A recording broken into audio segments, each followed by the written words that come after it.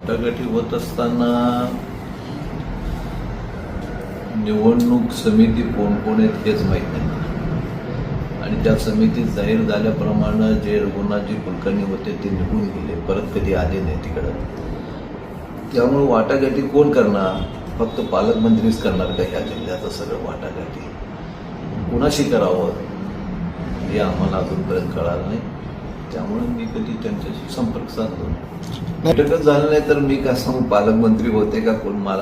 मी तर बैठक कुठल्या नव्हतं, आमच्या आईची तब्येत ठीक नव्हतं, पण पालकमंत्री असं म्हणले नाही 3 आमदारामध्ये मी का हस्तक्षेप करत नाही. पूर्णपणे हस्तक्षेप पालकमंत्र्याचंच आहे आणि पालकमंत्री जे उमेदवार देतील ते निवडून आणण्याचं काम आमचं आहे. फक्त आता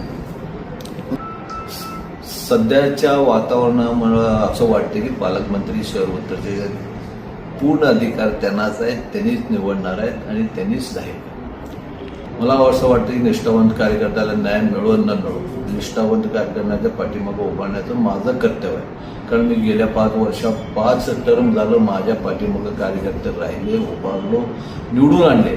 भारतीय जनता पक्षाने जेव्हा जेव्हा आदेश दिलं तेव्हा कार्यकर्त्यांनी कुठलीच अपेक्षा न करता भारतीय जनता पक्षाला त्यांच्या आदेशाप्रमाणे मतं मिळवून दिलं.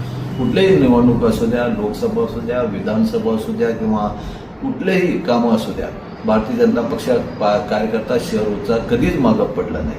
मग आज हे जर करता त्यांच्यावर अन्याय होत असेल तर माझंही कर्तव्य आहे की त्या कार्यकर्त्याच्या मागे उभा राहील. तो कार्यकर्ता कुठल्याही पक्षात उभारला तरी मी त्याचा प्रचार करणार.